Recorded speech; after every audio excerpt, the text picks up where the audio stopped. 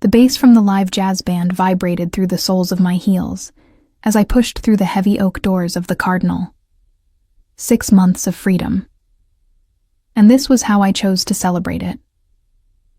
Alone, in a bar I couldn't really afford, wearing a dress I'd bought specifically for this moment.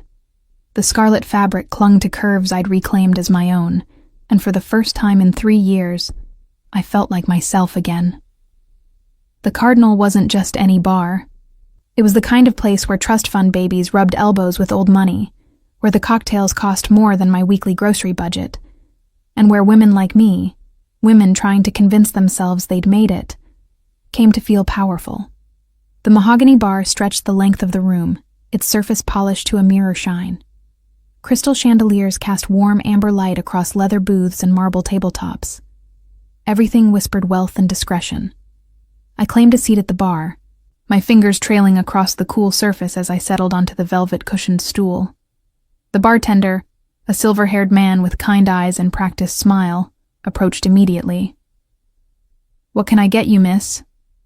"Manhattan," I said, surprised by the steadiness of my own voice. "Make it a double." He raised an eyebrow but didn't comment, simply nodding before turning to craft my drink. I watched his efficient movements, the precise pour of whiskey, the careful measure of vermouth, the way he expressed the orange peel over the glass with practiced ease. When he slid it across to me, condensation already forming on the crystal, I raised it in a silent toast to absolutely no one. The first sip burned beautifully. "Celebrating or forgetting?" a woman's voice asked from beside me. I turned to find a petite blonde in a designer suit, her makeup flawless, her smile genuine. She looked like she belonged here in a way I never would. "Celebrating," I answered firmly. "Definitely celebrating. Good for you." She raised her own glass, something clear with a twist of lime. "To new beginnings." "To new beginnings," I echoed, and we drank. She introduced herself as Madison, hedge fund manager, recently divorced, and apparently a regular at the Cardinal. We fell into easy conversation, the kind that flows when two strangers realize they have loneliness in common. She told me about her ex-husband's affair with his paralegal. I found myself sharing more than I'd intended about my own escape, though I kept the worst details locked away where they belonged. 3 years, Madison said, shaking her head. "How did you finally leave?" I took another sip of my Manhattan, buying myself a moment. I woke up one morning and realized I couldn't remember the last time I'd made a decision for myself. What to wear, what to eat, who to see, everything had to be approved first. And I just snapped. It was the sanitized version. I didn't mention the bruises that finally made me understand that control wasn't love.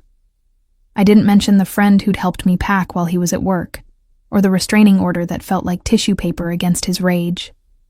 I didn't mention the 3 different cities I'd lived in before landing in this one, always looking over my shoulder. "You're braver than you know," Madison said softly, and something in her eyes told me she understood what I wasn't saying. The band shifted into a slower number, saxophone wailing something melancholic and beautiful. The Cardinal was filling up now, the after-work crowd giving way to the dinner crowd.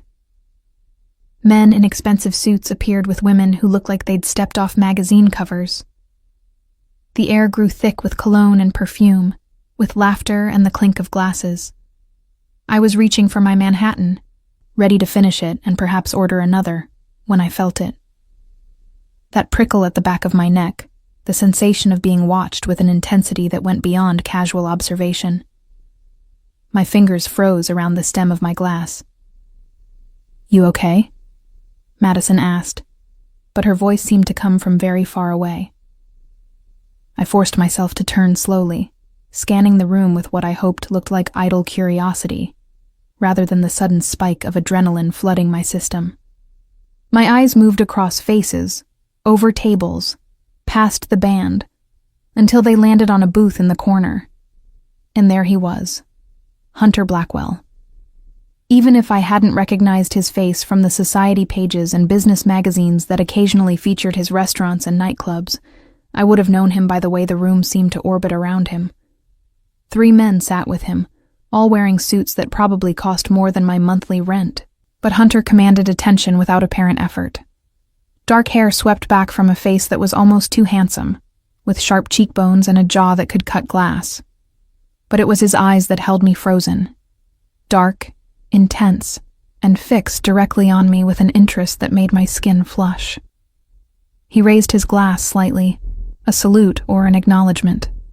The corner of his mouth lifted in something that wasn't quite a smile. I looked away quickly, heart hammering. "Oh, you noticed him," Madison said, a knowing tone in her voice. "That's Hunter Blackwell. He owns this place. Owns half the city, actually, if the rumors are true." "What kind of rumors?" I asked, trying to sound casual as I forced myself to take another sip of my drink. Madison leaned closer, her voice dropping to a conspiratorial whisper. "The kind people don't say out loud. Import-export business, connections to families in the old country, money that doesn't quite add up to legitimate enterprise alone." She paused. "But he's never been charged with anything. Never even investigated that I know of. He's untouchable." Untouchable. The word sent a chill through me, despite the warmth of the alcohol spreading through my chest. "He's looking at you," Madison continued, clearly enjoying this. "That's unusual. Hunter doesn't typically notice patrons unless there's a problem." "Maybe there's a problem," I muttered, finishing my Manhattan in one long swallow that made my eyes water. But when I risked another glance, Hunter wasn't looking at me anymore. He was leaning back in his booth, apparently engaged in conversation with his companions. I told myself I'd imagine the intensity of his stare, that it was just the alcohol and my own hypervigilance making me see threats where none existed. "I should go," I said abruptly, reaching for my purse. "Already? But it's barely 8. Madison looked disappointed. "At least let me buy you another drink." "I appreciate that, but I have an early morning." The lie came easily. I'd gotten good at those in the last few years. "Well, if you change your mind, I'm here most Thursdays." She pulled out a business card and pressed it into my hand. "Call me if you ever want to grab coffee. Girl code and all that." I smiled, genuinely touched, and tucked the card into my purse. "Thank you. Really." The bartender appeared as I was gathering my things. "Your drinks have been taken care of, miss." I froze. "What?" He gestured subtly toward the back of the room, toward the booth where Hunter Blackwell sat. "Mr. Blackwell insists. He hopes you enjoyed your evening at the Cardinal." My face burned with a mixture of embarrassment and something I couldn't quite name. I wanted to refuse, to throw money on the bar and storm out, but that would make a scene. And making scenes, drawing attention, was something I'd learned to avoid. "Please thank him for me," I managed, my voice tight. I left the Cardinal quickly, stepping out into the cool October night. The city stretched before me, lights glittering against the darkness like scattered diamonds. I pulled my coat tighter and started walking toward the subway, my heels clicking against the sidewalk in a rhythm that usually soothed me. But tonight, I couldn't shake the feeling of those dark eyes following me. Even now, Hunter Blackwell had paid for my drinks. It was a gesture that could mean nothing, simple hospitality from a man who owned the establishment. Or it could mean something else entirely. I told myself it didn't matter. I was free now, free to go where I wanted, do what I wanted, be who I wanted. One drink paid for by a stranger wouldn't change that. But as I descended into the subway, joining the river of anonymous faces flowing through the tunnels, I couldn't help glancing over my shoulder. Just once. Just to be sure. The platform was crowded with the usual evening rush. Businessmen checking their phones, teenagers laughing too loudly, a woman with a sleeping toddler on her hip, normal people living normal lives. I let myself relax slightly, leaning against a pillar to wait for the train. That's when I saw him. Not Hunter Blackwell. Someone worse. My ex's best friend, Marcus, standing 20 feet away on the same platform. His eyes widened when he spotted me. Recognition followed immediately by something calculating. He pulled out his phone, already typing. The train arrived with a rush of stale air and screech of brakes. I pushed through the doors with the crowd, pressing myself into a corner and praying Marcus wouldn't follow. Through the scratched window, I watched him still standing on the platform, phone pressed to his ear now, his mouth moving rapidly. He'd seen me, which meant my ex would know I was here, in this city, within hours, if not minutes. The doors closed. The train lurched forward, carrying me into the darkness of the tunnel, and I realized with a sinking feeling that my celebration of freedom might have been premature. The next 3 weeks passed in a blur of paranoia and careful routine. I changed my schedule constantly, taking different routes to work, shopping at different stores, never staying in one coffee shop long enough to become a regular. My tiny studio apartment, a 5th-floor walk-up in a neighborhood that was trying hard to be trendy, became both sanctuary and prison. Every night, I checked the locks 3 times before bed. Every morning, I scanned the street from my window before leaving, and every single day, I felt the weight of invisible eyes watching me. I hadn't told anyone about Marcus seeing me on the platform. What would I say? That my ex's best friend spotted me and now I was terrified. The restraining order was still active in theory, but restraining orders were just pieces of paper. They didn't stop determined men. They just made them more creative. Work at the crisis center kept me busy during the day. I'd taken the job specifically because it felt meaningful, helping women escape situations like the one I'd left. But lately, the irony wasn't lost on me. I spent my days counseling others about safety plans while my own was crumbling. "Harper, you look exhausted," Denise, my supervisor, said one afternoon as I refilled my coffee for the 4th time. "Are you sleeping?" "Not much," I admitted, stirring creamer into the bitter brew. "But I'm managing." She studied me with the practiced eye of someone who'd spent decades recognizing trauma. "You know all our resources are available to staff too, right? If something's going on, if you need to talk." "I'm fine," I lied smoothly. "Just adjusting to the new city still." Denise didn't look convinced, but she let it drop.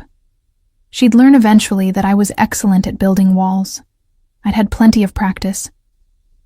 That evening I stopped at the bodega 2 blocks from my apartment. Mr. Chen, the owner, waved from behind the counter as the bell chimed my entrance. His daughter, studying for medical school exams, barely looked up from her textbook. I grabbed milk, bread, the basics. As I reached for eggs, my phone buzzed in my pocket. Unknown number. My thumb hovered over the decline button, but something made me answer. "Hello?" Silence. Not dead air, but the sound of someone breathing, waiting. "Hello?" I repeated, my voice sharper now. The call disconnected. My hands shook as I paid Mr. Chen, his concerned questions about my sudden pallor washing over me unheard. Outside, the October dusk had settled into proper darkness. Streetlights flickered to life, casting yellow pools across cracked sidewalk. I walked quickly, keys already gripped between my knuckles the way the self-defense instructor had taught me. The calls started coming regularly after that. 3, 4 times a day. Always from different numbers. Always the same breathing silence. I blocked each one, but new numbers appeared like hydra heads, multiplying faster than I could cut them down. Then the flowers arrived. I came home from work on a Thursday to find a massive bouquet propped against my apartment door. Blood-red roses, at least 3 dozen, arranged in a crystal vase that probably cost more than my monthly utilities. No card, no note. My stomach turned to ice. Red roses had been his favorite. The apology gift after every fight, every misunderstanding, every time his control tightened another notch around my throat. I'd once loved roses. Now they smelled like fear. I left them in the hallway. Someone would take them, or they'd die there. I didn't care which. But the flowers kept coming. Different arrangements, always expensive, always roses. Sometimes they appeared at my apartment. Other times they were delivered to the crisis center, causing my coworkers to tease me about a secret admirer. I threw them all away and said nothing. The breaking point came on a Friday night, 3.5 weeks after Marcus had spotted me. I was leaving work late, having stayed to finish intake paperwork for a new client. The street was quiet. Most of the businesses closed for the evening. My car, a beat-up Honda I'd bought with cash under a different name, sat alone in the small parking lot behind the building. I was halfway to it when I noticed the tire.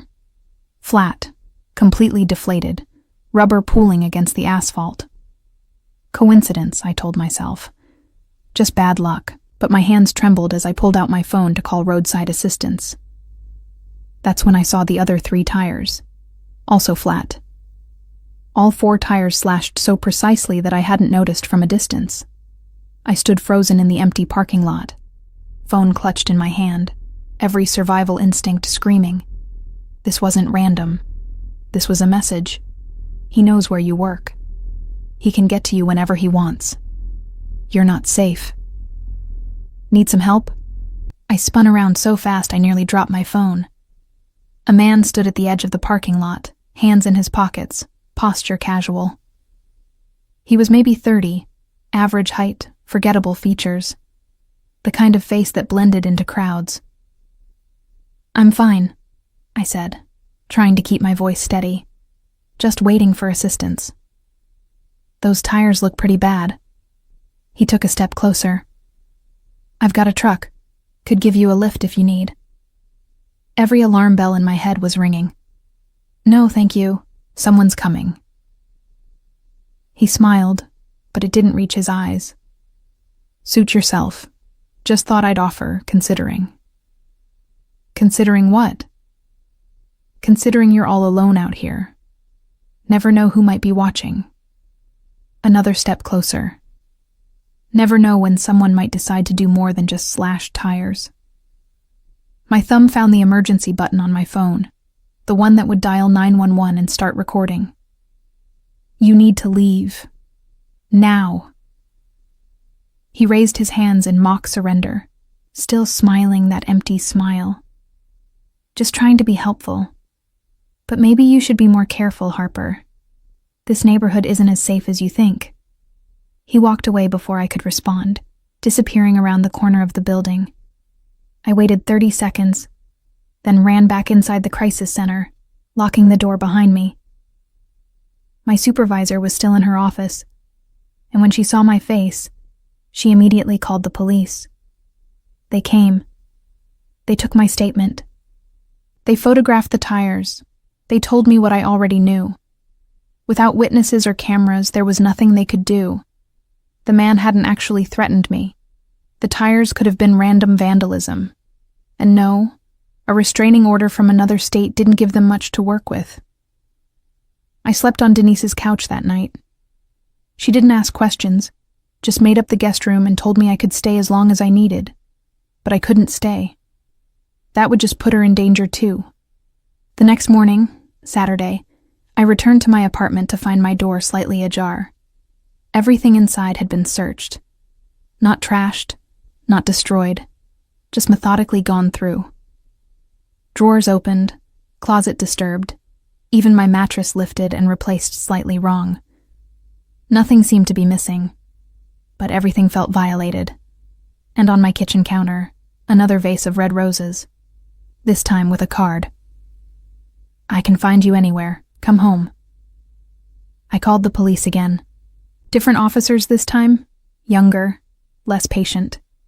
They took another report, made notes about possible stalking, suggested I might want to consider moving again, changing my number again, starting over again, as if I hadn't already done that 4 times in 3 years.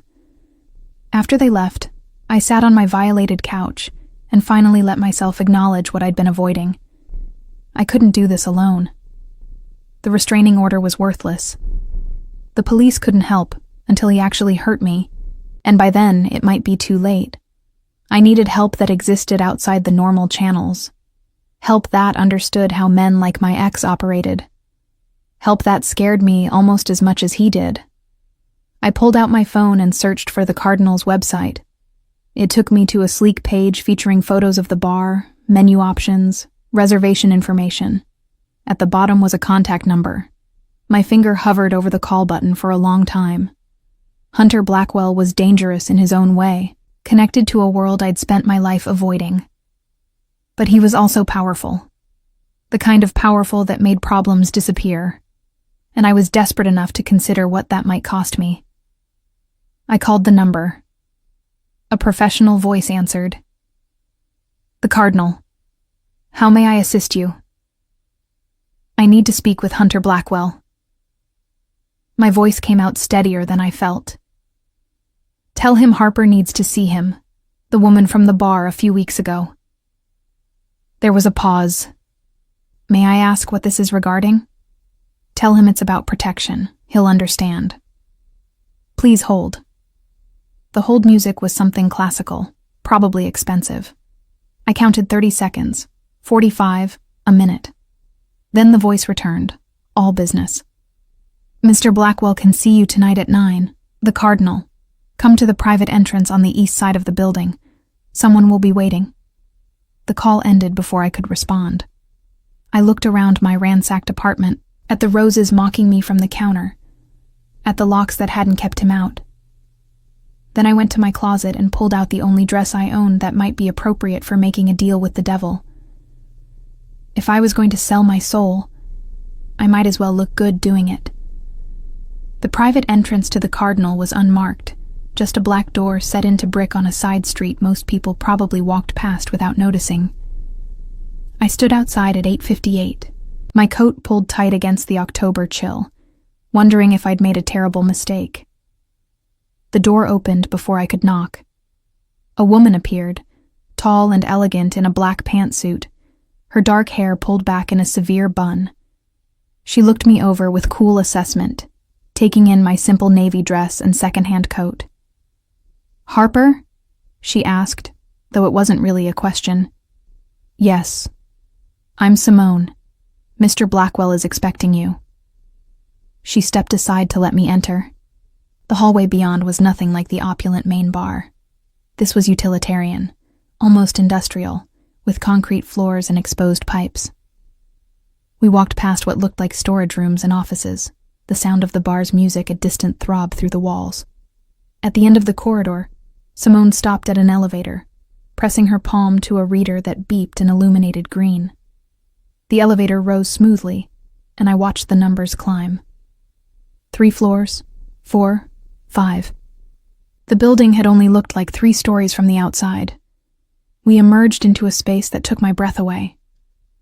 Floor-to-ceiling windows overlooked the city, lights spreading out like stars had fallen to earth. The room itself was minimalist but clearly expensive, all clean lines and carefully chosen pieces. A leather sofa faced the windows. Modern art hung on the walls, and at the far end, behind a massive desk of dark wood, sat Hunter Blackwell. He stood as we entered, buttoning his suit jacket in a gesture that seemed automatic. In person, up close, he was even more striking than I'd remembered. The photographs didn't capture the intensity of his presence, the way he seemed to command the air around him.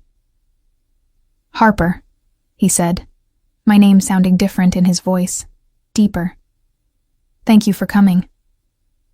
"Thank you for seeing me," I managed, hating how small my voice sounded in this vast space. He gestured to the seating area. "Please sit. Simone, bring us coffee." "I don't need—" I started. But Simone was already gone, the elevator doors closing behind her. I moved to the sofa, perching on the edge rather than sinking into its depths. Hunter took the chair across from me, close enough that I could see the flecks of gold in his dark eyes, far enough that I didn't feel crowded. A careful distance, calculated like everything else about him probably was. "You said you needed protection," he began, leaning forward slightly, elbows on his knees. "From who?" I'd rehearsed this conversation a dozen times on the way over, planned what I'd say, how much I'd reveal. But now, under his unwavering gaze, the words tangled in my throat. "My ex-boyfriend," I finally said. "He's been stalking me. The police can't help, or won't help, and it's escalating." "Stalking how?" I told him. "The calls, the flowers, the slashed tires, the break-in." With each detail, his expression grew darker, a muscle ticking in his jaw. When I mentioned the man in the parking lot, his hands curled into fists against his thighs. "And the restraining order?" he asked. "From another state. Apparently, that doesn't mean much here." Simone returned with coffee, setting a tray on the table between us. The china was delicate, painted with gold leaf. She poured without asking how we took it, then disappeared again like a ghost. Hunter picked up his cup, but didn't drink. "Why come to me?" "Because you're the only person I could think of who might actually be able to help." I forced myself to meet his eyes, and because I'm desperate enough not to care what that help might cost me. Something shifted in his expression, too quick to read.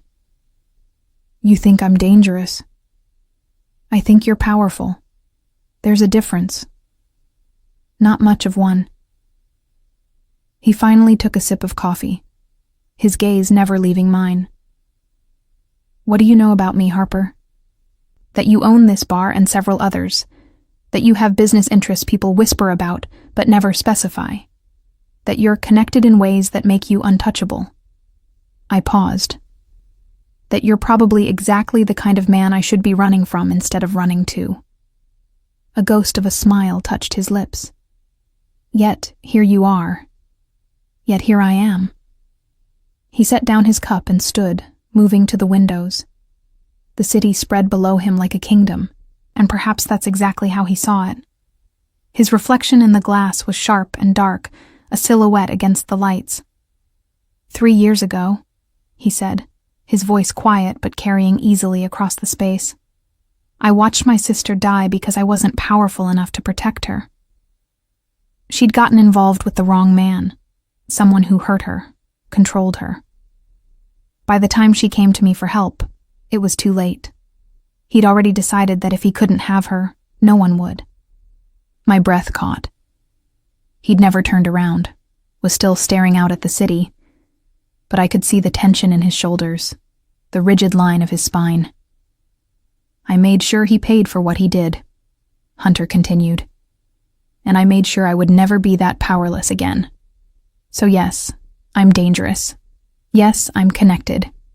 And yes, I can make your ex-boyfriend disappear so thoroughly that he'll seem like a bad dream you once had." He turned then, and the intensity in his eyes made me press back against the sofa. "But you need to understand what you're asking for. Once you accept my help, you're in my world. Under my protection, yes, but also under my oversight. I don't do anything halfway, Harper. If I protect you, I protect you completely. That means knowing where you are, who you're with, making sure you're safe. Always." It sounded like everything I'd just escaped. Control wrapped in concern, possession disguised as protection. Every instinct I'd honed over 3 years of running screamed at me to leave, to find another way, to handle this myself. But I thought about the roses on my counter, the violated apartment, the empty smile of the man in the parking lot, the certainty that next time, it wouldn't just be tires or locks. "What would you want in return?" I asked. "Honesty," he said simply. "Complete honesty about your past, your ex, everything. I can't protect you from threats I don't understand." "That's all?" "For now." He moved back to his chair, close enough that I could smell his cologne, something expensive and subtle. "Later, if you choose to stay in my protection long term, we'd discuss other arrangements, but there's no obligation beyond being truthful with me. It seemed too easy, too simple. Men like Hunter Blackwell didn't do favors without expecting something significant in return. But what choice did I have? Wait for my ex to escalate further? Keep running until I ran out of places to hide? I need time to think, I said, though we both knew I'd already decided the moment I called. Of course. He reached into his jacket and pulled out a card, plain black with only a phone number embossed in silver. Call me when you're ready. Day or night doesn't matter. That number reaches me directly. I took the card, the paper heavy and expensive between my fingers. And if I decide not to accept? Then you walk out that door and we never speak of this again. Your ex is your problem to solve however you see fit. His expression softened slightly. But I hope you don't make that choice, Harper. I've seen how this story ends when women try to handle men like him alone. The weight of his words, of his dead sister, hung between us. There's something else, I said, the words escaping before I could stop them. Something I haven't told anyone. Hunter waited, patient. 6 months ago, when I finally left him, I was pregnant. The confession tumbled out, years of secrets suddenly unbearable. I lost the baby 2 months later. Stress, the doctor said. The stress of running, of being terrified every moment. He doesn't know. I never told him. But now you're afraid of what he'd do if he knew. Hunter finished quietly. I nodded, unable to speak around the sudden tightness in my throat. Harper. He leaned forward, and to my shock, took my hand. His skin was warm, his grip gentle but firm. That wasn't your fault. None of this is your fault. You understand that? I'd heard those words before, from therapists and support group leaders and well-meaning friends. But somehow, hearing them from this dangerous man in his tower above the city, they finally felt true. I want to accept your help, I whispered. I'm tired of running. Then you don't have to run anymore. He released my hand and stood. I'll have someone watch your apartment tonight. Tomorrow, Simone will help you move to a secure location. Give me 72 hours, and your ex will receive a message he can't ignore. What kind of message? His smile was sharp and cold. The kind that makes smart men disappear and stupid men wish they had. Either way, you won't need to worry about him again. It should have terrified me, the casual way he spoke of violence. Instead, I felt something loosen in my chest, a knot of fear I'd been carrying for so long I'd forgotten what breathing freely felt like. Thank you, I said, standing on shaky legs. Don't thank me yet. You don't know what living under my protection really means. He walked me to the elevator, his hand resting lightly on the small of my back. But I promise you this, Harper. As long as you're honest with me, as long as you follow the rules, you'll be safe. Nothing and no one will touch you. The elevator doors opened. Simone materialized to escort me out. But before I stepped inside, I turned back to Hunter. Why? I asked. Why help me? You don't know me. He was quiet for a long moment, something unreadable moving behind his eyes. Because 3 years ago I couldn't save my sister. But I can save you. And maybe that's enough.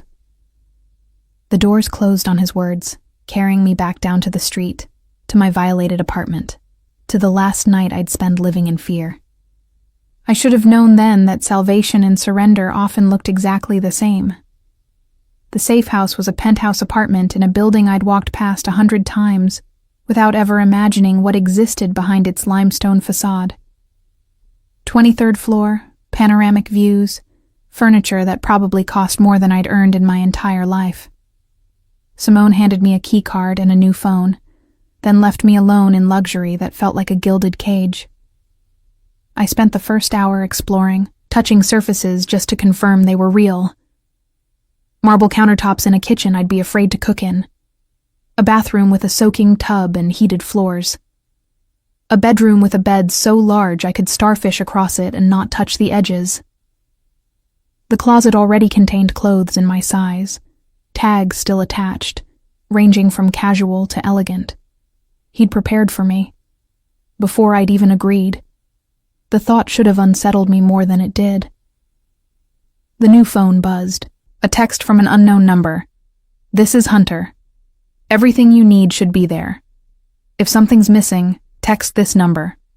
Someone is watching the building. You're safe." I typed back, "Thank you." Then, after hesitating, "What happens now?" The response came immediately. "Now you rest. Tomorrow we talk about your ex. Tonight just breathe." I wanted to believe it could be that simple. Sleep came fitfully that night, my body rejecting the too soft mattress after months on my old futon. I kept waking, disoriented by the silence. No traffic noise, no neighbors arguing through thin walls, none of the ambient chaos that had become my lullaby. Just quiet, expensive, suffocating quiet. Morning arrived with weak November sunlight filtering through floor-to-ceiling windows. I made coffee in a machine that probably required a manual, then stood at the glass looking down at the city below.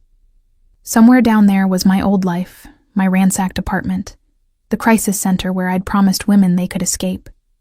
The irony wasn't lost on me. The phone buzzed.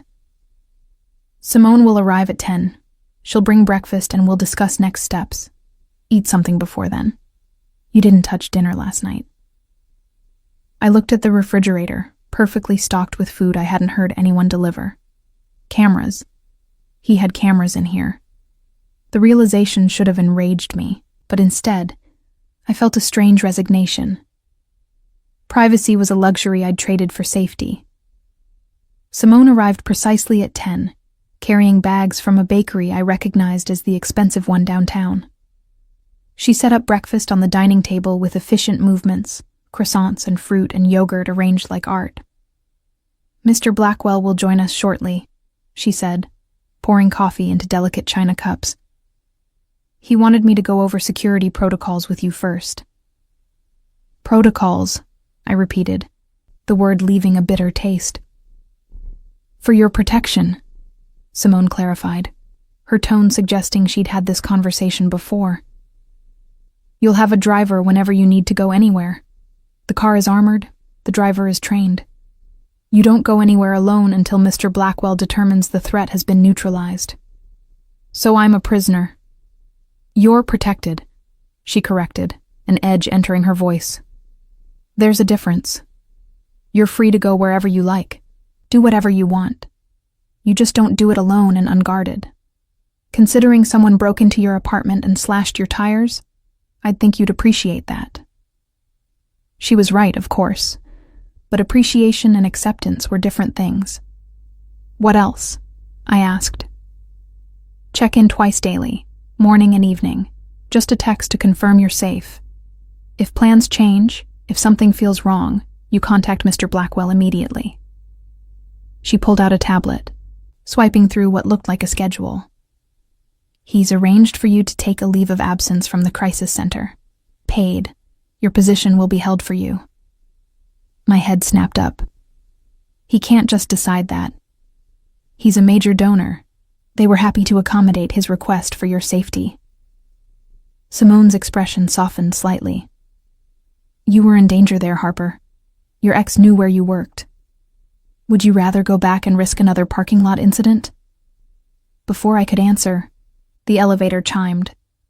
Hunter emerged, dressed more casually than I'd seen him, charcoal slacks and a black sweater that probably cost more than my monthly rent. He carried a manila folder, thick with papers. "Harper," he greeted me, his eyes doing a quick assessment. "You look better. Did you sleep?" "Some." I gestured to the spread Simone had arranged. "This is too much." "It's breakfast," he said simply, taking a seat. "Simone, thank you. Give us the room." She disappeared into the elevator without a word, leaving us alone with pastries and coffee and the weight of unspoken agreements. Hunter opened the folder, spreading photographs across the table. My stomach turned. It was him, my ex.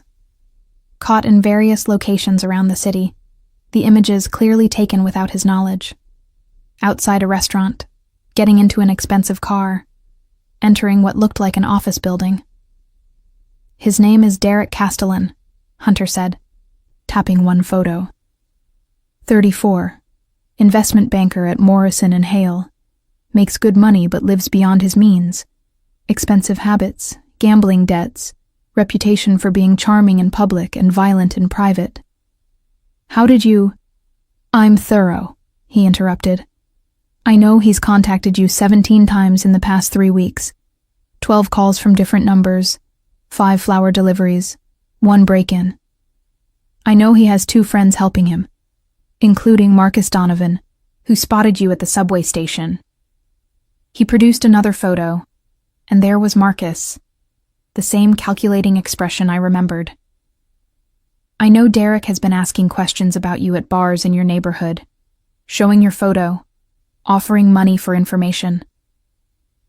My hands shook as I reached for my coffee. You've been watching me. I've been watching him, Hunter corrected. But yes, that meant watching you too. I needed to understand the situation before I could address it. Address it how?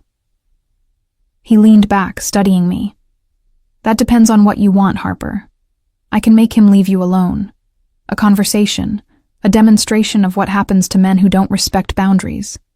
He'll get the message, back off, move on to easier prey. Or I can make him disappear, permanently. No more looking over your shoulder. No more wondering when he'll show up again. His voice was calm, matter of fact, as if we were discussing weather rather than murder. But that's a line that once crossed, can't be uncrossed. It changes things between us. My throat felt tight. Changes them how? It makes you complicit. An accessory, legally speaking. You'd be tied to me in ways that go beyond protection. He poured himself coffee, the casual gesture at odds with the weight of his words. I'm offering you a choice, Harper. The easy way or the permanent way. But you need to decide which one you can live with. I thought about Derek's hands around my throat. About the bruises he'd hidden where clothes would cover them. About the baby I'd lost while running from him.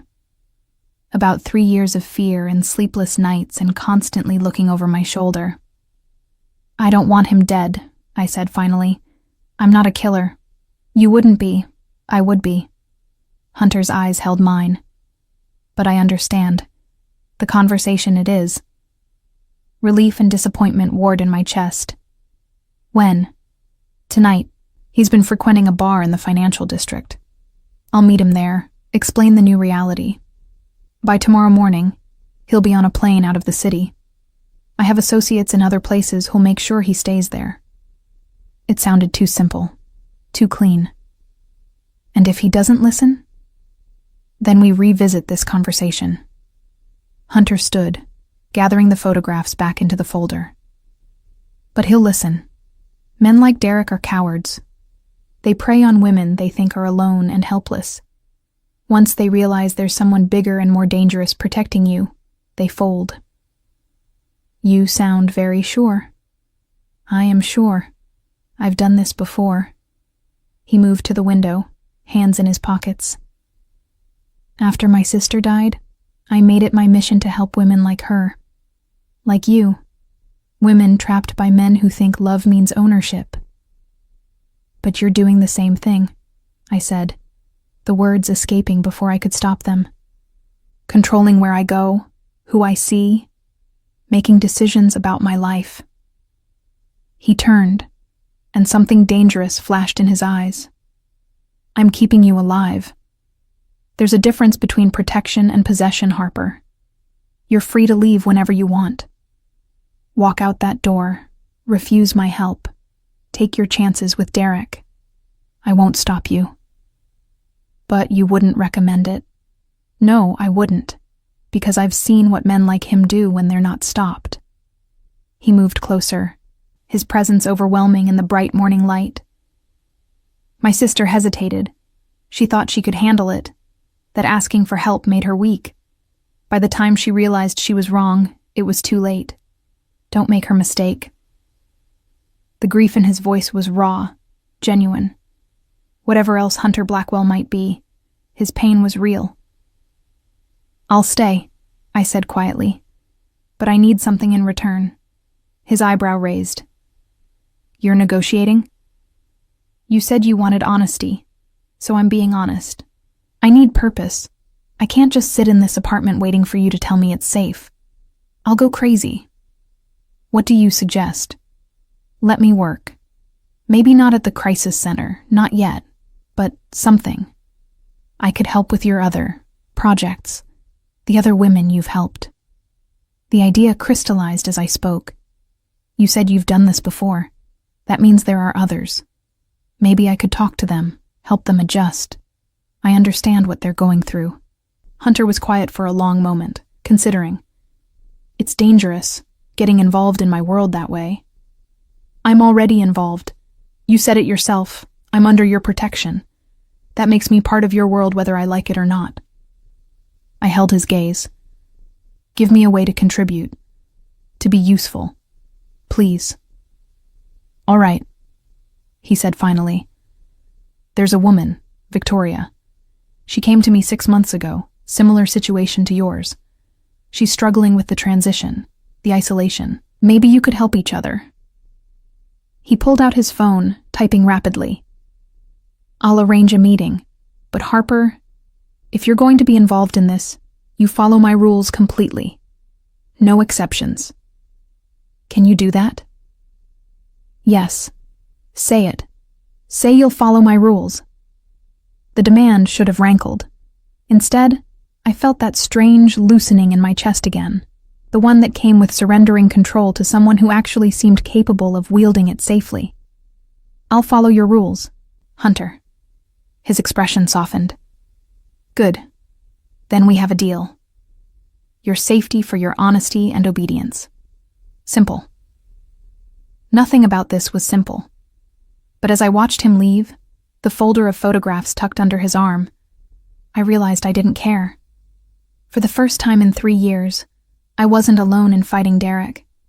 For the first time since losing the baby, I felt like I might actually have a future. Even if that future came with a price I hadn't fully calculated yet.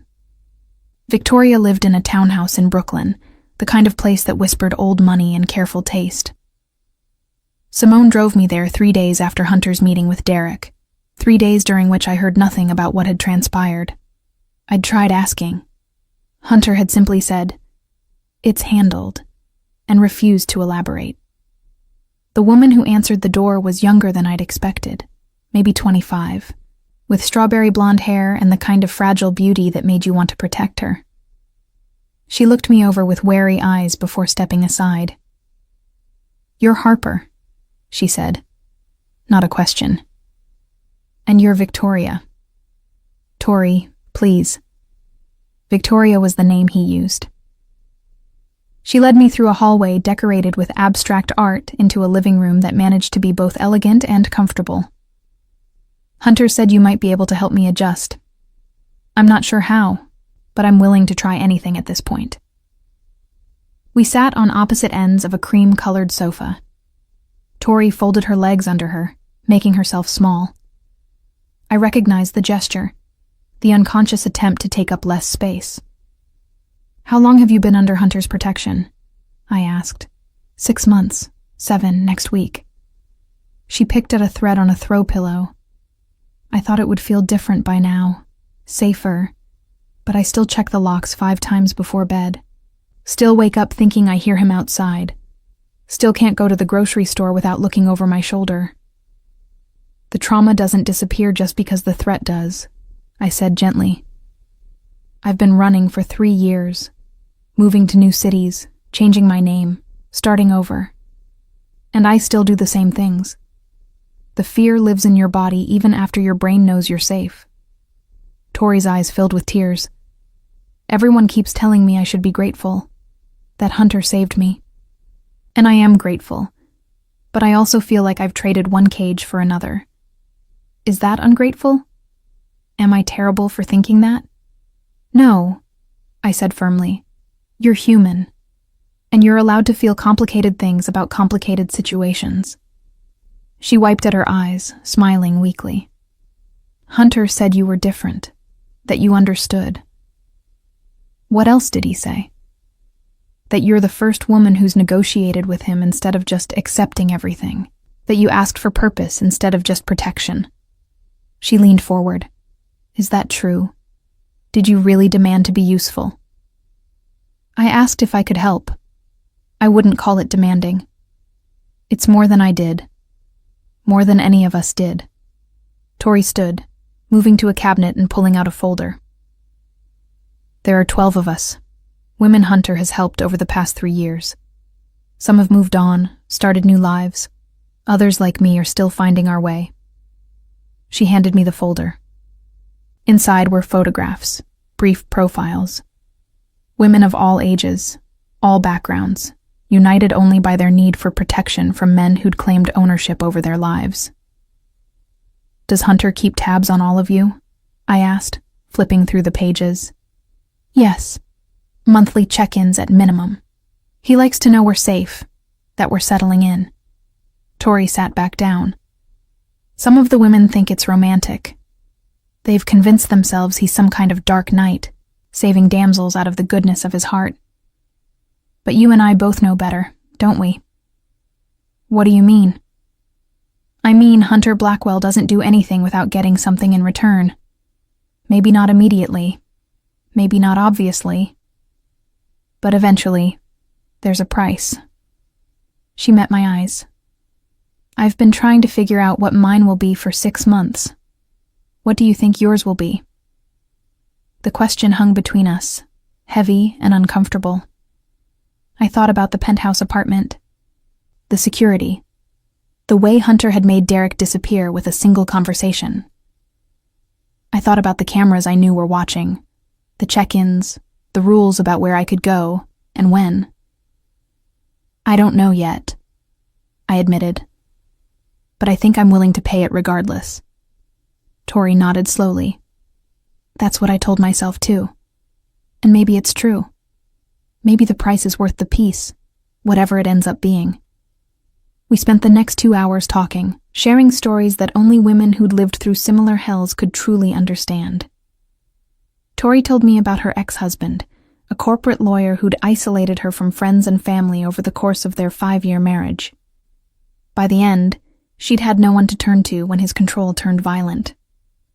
Hunter's sister was my therapist, Tori said quietly. That's how I knew to contact him. She'd mentioned once during a session that if I ever needed help, her brother would provide it. I thought it was just therapist talk, reassurance. But 2 weeks after she died, after my husband put me in the hospital for the 3rd time, I found Hunter's card in my file. She'd left it for me, her last gift. I'm sorry, I whispered, about her, about all of it. Me too, but she saved me, even in death, and Hunter has honored that. He takes this seriously, Harper. These women, helping us, it's not just charity. It's his penance. I thought about that as Simone drove me back to the penthouse. Hunter's protection wasn't altruistic. It was ritual. A repeated attempt to save the sister he'd lost by saving every woman who came after. That made it no less valuable. But it did make it more complicated. The apartment was dark when I returned, evening having fallen during my time with Tori. I was reaching for the light switch when I realized I wasn't alone. Don't scream, Hunter's voice came from the darkness. It's just me. My heart hammered as lights gradually brightened, revealing him sitting in the chair by the window. He looked different somehow. Tired, maybe, or troubled. A bottle of whiskey sat on the table beside him, a half-empty glass in his hand. You scared me, I said, forcing my breathing to steady. I apologize. I wanted to check on you after your meeting with Tori. Simone said it went well. It did. She's lovely, broken, but lovely. I set down my purse, moving cautiously into the room. Have you been drinking? A bit. It's been a long day. He took another sip, studying me over the rim of his glass. Did Tori tell you about my sister? Yes. I'm sorry for your loss. Everyone's sorry. Sorry doesn't bring her back. He set down the glass with more force than necessary. Do you know what her last words to me were? She said, I should have listened to you. She was dying, bleeding out in my arms, and she was apologizing to me. The rawness in his voice made my chest ache. I moved closer, drawn by something I couldn't name. It wasn't your fault. Wasn't it? I knew what he was. I warned her. But I didn't push hard enough. Didn't make her leave when I should have. I respected her autonomy, her choices, and it killed her. He looked up at me, his eyes dark with pain. That's why I don't give the women who come to me choices about security. Why I insist on cameras and check-ins and guards? Because choice got my sister killed. That's not the same thing, I said gently. What happened to her wasn't about choice. It was about a man who decided violence was acceptable. And men like that don't stop unless they're stopped.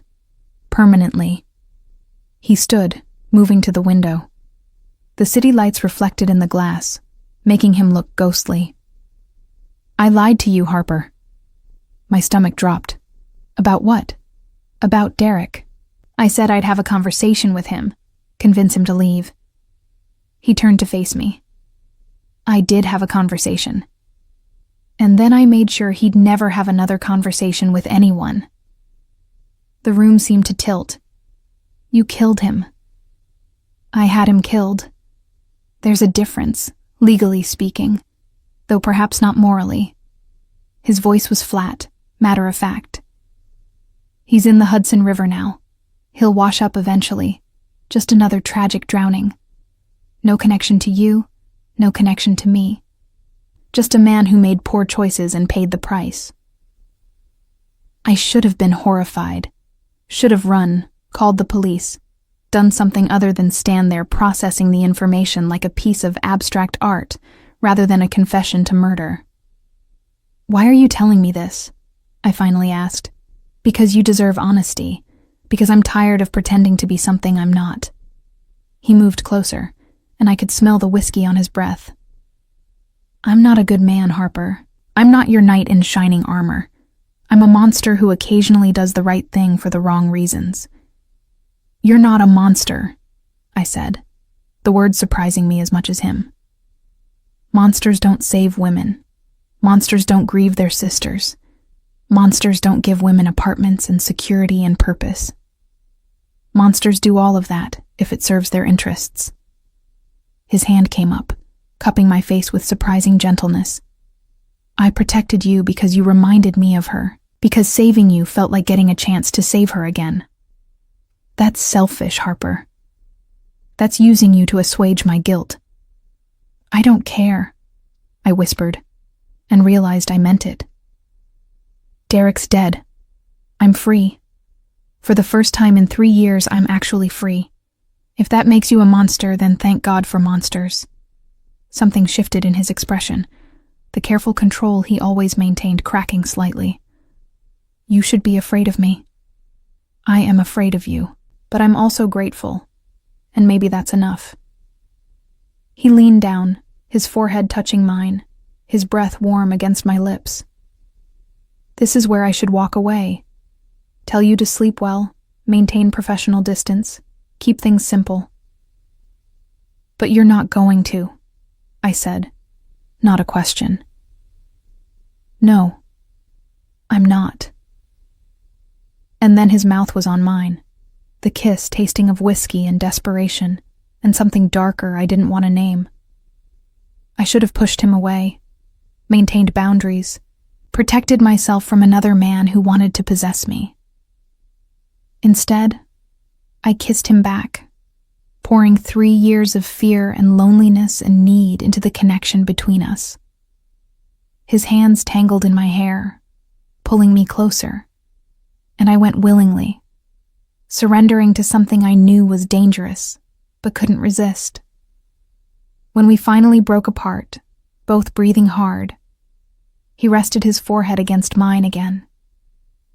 "This changes things," he said hoarsely. "I know. You'll be mine now. Not just under my protection, but actually mine. Do you understand what that means?" "No, but I want to find out." He smiled, sharp and possessive. "Dangerous answer, Harper. I'm tired of being safe. Safe got me nowhere for 3 years. I kissed him again, brief and fierce. Maybe dangerous is exactly what I need. He lifted me effortlessly, carrying me toward the bedroom, and I didn't protest, didn't question. Didn't think about consequences or mourning regrets or what crossing this line would cost me. I just held on as he kicked open the door and carried me into a future I couldn't predict, but was finally ready to face. Derek was dead. My past was buried. And whatever came next, at least I wouldn't be alone. I woke wrapped in expensive sheets in Hunter's arms, his breath warm against my neck, his body solid and real against mine. Morning light filtered through the windows, painting everything in shades of gold. For a moment, I let myself pretend this was normal, that I was just a woman, waking up next to a man she cared about, uncomplicated and simple. Then reality reasserted itself. Hunter Blackwell was a killer who'd murdered my ex-boyfriend. I was a woman who'd thanked him for it with her body. Nothing about this was simple. His arm tightened around my waist as I tried to slip away. "Stay," he murmured, still half asleep. Just a few more minutes. So I stayed, letting myself have this small moment of peace before the world demanded decisions and consequences. His phone buzzed on the nightstand, insistent and urgent. He groaned, reaching for it with his free hand, pulling me closer with the other. "Blackwell," he answered, his voice rough with sleep. Then his body went rigid. "When? How many? I'll be there in 20 minutes. He was out of bed before I could ask, pulling on clothes with efficient movements. The tenderness from moments before had vanished, replaced by the cold calculation I'd seen in his office. "What's wrong?" I asked, sitting up and pulling the sheet around me. "Problem at one of my warehouses. Nothing for you to worry about." He buttoned his shirt, not meeting my eyes. "Stay here. I'll have Simone bring you breakfast." "Hunter." "Stay here, Harper." His tone left no room for argument. "I mean it. This isn't your world yet. Don't make me regret bringing you into it." He left before I could respond, and I was alone in the too large bed, wrapped in sheets that smelled like him, wondering what I'd gotten myself into. Simone arrived an hour later with breakfast, and a tight expression that suggested the problem at the warehouse was more serious than Hunter had implied. But when I asked, she simply said, "Mr. Blackwell will explain when he returns," and left me with coffee and croissants I had no appetite for. I spent the day in the apartment, alternating between pacing and staring out the windows, watching the city move below me. People going about their normal lives, unaware of the violence and darkness that existed in the margins. I'd been one of them once. Now I was something else entirely. My new phone buzzed. A text from an unknown number. "This is Tori. Can you talk?" I called immediately. "Tori, is everything okay?" "I don't know. Something's happening. Hunter's men came by this morning. Told me not to leave the house. There's a car outside watching." Her voice was tight with anxiety. "Did he tell you anything?" "No. Just that there was a problem at a warehouse." "It's not just a warehouse problem, Harper. I called 2 of the other women. They're in lockdown too. All 12 of us." She paused. Something big is happening. Something dangerous. A chill ran down my spine. What do you think it is? I think someone's making a move against Hunter.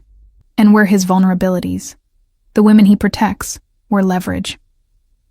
Her breathing quickened. We need to be careful.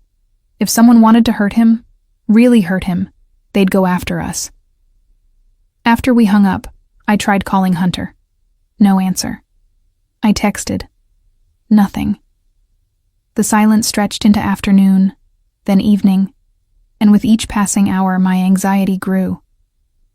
I was considering breaking his rule about staying in the apartment when the elevator chimed. Hunter emerged, and my relief died when I saw his face. Blood on his collar, a cut above his eyebrow, his knuckles bruised and raw. Jesus, I breathed, moving toward him. What happened? Sit down, he said, his voice harder than I'd ever heard it. We need to talk. I sat, my hands trembling. He poured himself a drink, downed it in one swallow, then poured another before joining me on the sofa. Derek had a brother, he began. I knew about him. What I didn't know was how connected he was, or how much he'd loved his baby brother despite Derek being a worthless piece of shit. My stomach dropped. He knows you killed Derek. He knows. And he's been spending the past week trying to figure out why. He traced Derek's movements before he disappeared, found witnesses who saw us together at the bar, put together enough pieces to understand Derek had been stalking someone. Hunter's jaw clenched. He doesn't know it was you yet, but he will. It's just a matter of time. What does that mean? It means I made a mistake. I killed Derek cleanly, professionally, but I underestimated his brother's resources and his rage. He finally looked at me, and the emotion in his eyes made my breath catch. It means you're in danger. Real danger. The kind my money and my men might not be enough to stop. Then what do we do? We. He laughed, bitter and sharp. There is no we, Harper. This is my mess. My mistake. You should leave. Get as far from me as possible before Derek's brother connects you to his death. No. This isn't negotiable. I said no. I stood, facing him. You think I'm going to run again? Spend the rest of my life looking over my shoulder, wondering when Derek's brother will find me? I'm done running, Hunter. You promised me safety. You promised me freedom. I'm not giving that up because things got complicated. Complicated? He stood too, towering over me. Derek's brother has already killed 3 of my men. He burned down the warehouse this morning. He sent messages making it clear he won't stop until he's destroyed everything I care about. That includes you, whether you like it or not. Then we destroy him first. The words hung in the air between us, shocking us both. Hunter stared at me like he'd never seen me before. You don't know what you're saying, he said quietly. I know exactly what I'm saying. You told me last night that you had Derek killed. That makes me complicit already. So either we finish this together, or we both go down. I moved closer, placing my hands on his chest. I'm not the same woman who came to you 3 weeks ago, Hunter. That woman was a victim. I'm choosing not to be her anymore. Something shifted in his expression, respect mixing with concern. If we do this, there's no going back. You'll be in my world completely. No more half measures, no more protection from the ugly parts. I'm already in your world. I have been since I kissed you back last night. I held his gaze. Tell me what we need to do. He was quiet for a long moment, studying me like he was trying to read my soul. Then he nodded slowly. All right. But we do this my way. You follow my orders exactly. No questions. No hesitation. Can you do that? Yes. Say it. Say you'll follow my orders. I'll follow your orders, Hunter. Whatever it takes. He pulled me close, kissing me hard and possessive. When he pulled back, his eyes were dark with something between desire and dread. Then we go to war. The next 48 hours passed in a blur of planning and preparation. Hunter's apartment became a war room, with maps and photographs and detailed dossiers spread across every surface. Derek's brother was named Marcus Castellan, and he was everything Derek had pretended to be. Connected, powerful, genuinely dangerous. He has political connections and law enforcement in his pocket, Hunter explained, pointing to a web of names and relationships. We can't just kill him and hope it goes away. We need to dismantle his entire operation, make him vulnerable before we strike. I listened and learned, absorbing information about money laundering and shell corporations and blackmail material. Tori joined us on the second day, bringing files she'd compiled about Marcus's business dealings. She'd been investigating on her own, determined to help despite the danger. He's been buying up properties in Brooklyn, she explained, spreading documents across the table. Legitimate investments on the surface, but the funding is coming from overseas accounts connected to trafficking operations. Hunter's eyes lit up. If we can prove that connection, we can bring federal agents down on him. Even his political friends won't protect him from trafficking charges. How do we prove it? I asked. We get someone inside his operation, someone he won't suspect. Hunter looked at me, and I knew what he was going to say before he spoke. Someone like you. My heart raced. You want me to get close to him. I want you to let him find you. Let him think he's hunted you down, that you're the woman his brother was stalking. You play scared, vulnerable, exactly what men like him expect. And while he's focused on you, we gather the evidence we need to bury him. It was insane, dangerous, exactly the kind of thing that could get me killed. But it was also the only way to end this permanently. I'll do it, I said. Hunter shook his head. Think about it first. Don't just, I've thought about it. I'll do it. I met his eyes, but I need something in return. Name it. After this is over, after Marcus is dealt with, I want out of the apartment. I want a real life again, not just existence in a gilded cage. I glanced at Tori. I want to work with the other women, help them find their way back to living instead of just surviving. And I want you to trust me enough to let me. Hunter was quiet for a beat. And us? What happens with us? That depends on whether you can see me as a partner instead of someone who needs protecting. He moved around the table, cupping my face in his hands. I've never seen you as just someone to protect, Harper. From the moment you walked into my office, you've been something different. Something dangerous to my carefully controlled world. He kissed me softly. All right. You help me end Marcus, and I'll give you everything you're asking for. A life, purpose, partnership, all of it. The operation took 3 more weeks to execute.